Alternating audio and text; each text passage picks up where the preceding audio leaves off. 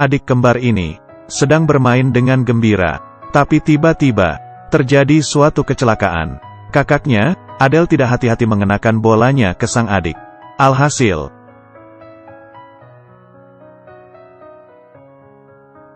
adik berubah menjadi koma. Adele mencari dokter paling bagus di kota.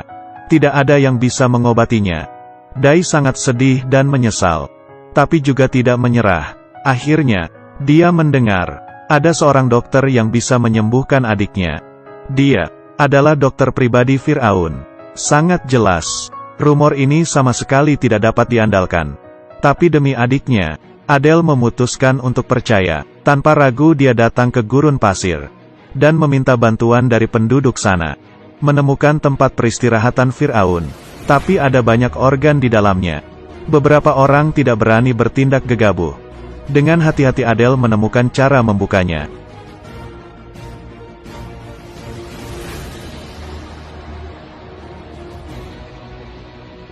Cairan aneh pun mengalir keluar. Dan bentuk asli makam muncul. Dokter pribadi Firaun ternyata ada di sini.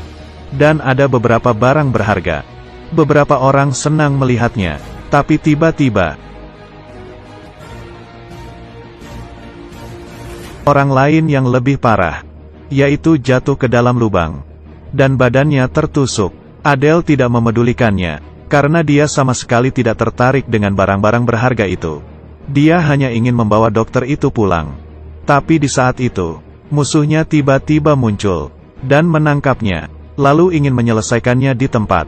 Titik kritis. Adele teringat sesuatu. Ternyata, cairan itu adalah bahan bakar. Adele langsung berdiri ke dalam makam. Dan peti dokter itu diterjang masuk. Mengikuti jalan rahasia, berhasil keluar. Menghabiskan banyak energi. Dia akhirnya bisa membawa pulang dokter ini. Tapi dokter melihat sang adik. Tidak ada pergerakan. Ternyata, dia telah tertidur. Dia bangun. Baru bisa menyembuhkan orang sakit. Adele putus asa. Membangkitkan mumi. Ini mana mungkin? Tiba-tiba tak disangka. Dia benar-benar mendengarkan. Orang yang bisa menghidupkan mumi. Demi menyembuhkan adiknya, Adele memanggil dokter paling hebat di sedunia. Tapi dokter telah tertidur. Hanya pria botak ini yang bisa membangunkannya. Tapi pria ini sedang di dalam penjara. Kai ini berada di dalam penjara. Ternyata, dia menggunakan kemampuannya sendiri. Dan membangunkan telur dinosaurus yang sudah ribuan tahun. Dinosaurus itu menghancurkan tempat.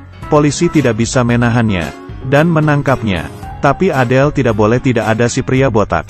Dia kepikiran cara untuk membantu si botak melarikan diri dari penjara. Pertama, dia berperan menjadi pengacaranya si botak. Tak disangka pengacara yang sesungguhnya berada di tempat. Sehingga langsung ketahuan Adele yang sedang menyamar. Adele tidak menyerah. Dia menyamar menjadi seorang penjaga kantin.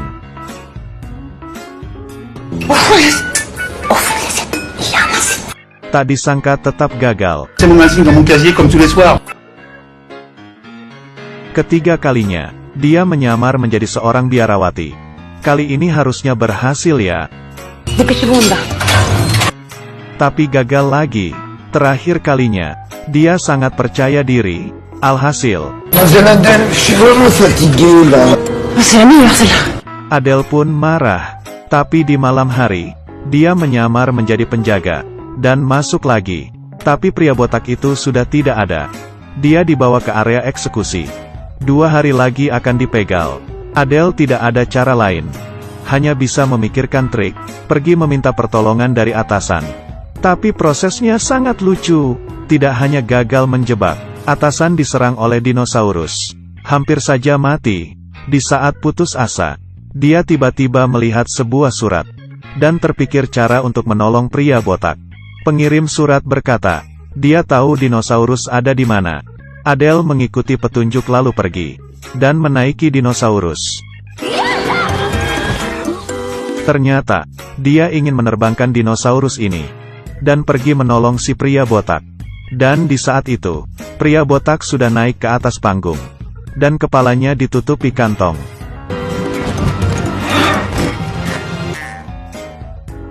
berhasil menolong pria botak. Adele sangat senang. Di saat dia ingin membawa pulang dokter, ternyata suatu masalah. Polisi tiba-tiba menyerang dan mengenai dinosaurus. Karena berhubungan dengan kebangkitan, hidup pria tua dan dinosaurus terhubungkan.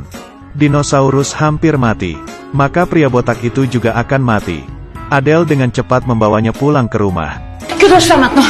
Placer des objets anciens en cercle. Dan pria tua ini menutup mata, meditasi di dalam hati. Tiba-tiba, barang-barang di lantai terbang melayang.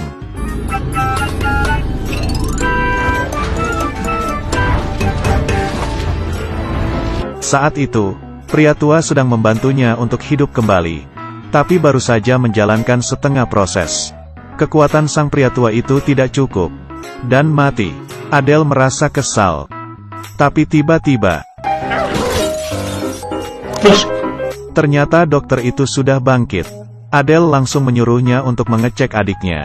Tak disangka dia berkata, dirinya sebenarnya bukan dokter. Hanya seorang bodoh yang tidak bisa berhitung. Adele menemukan orang yang salah. Adele pun kecewa. Si bodoh berkata, dokternya Firaun badannya dimakamkan di dekatnya.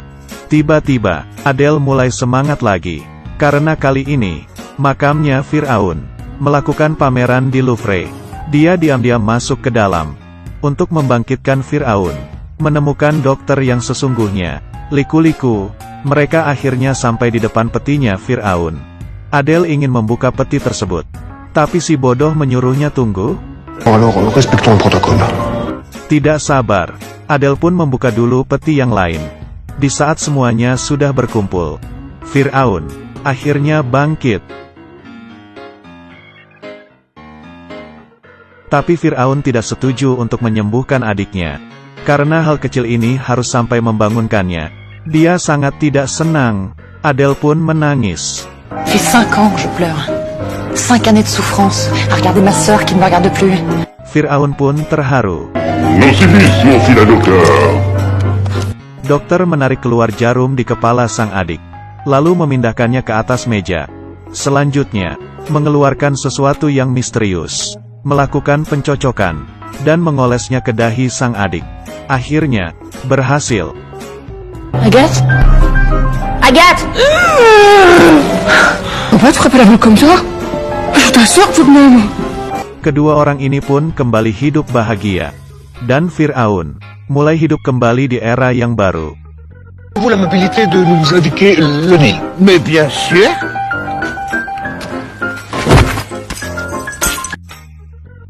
Film fantasi ini difilmkan pada tahun 2010.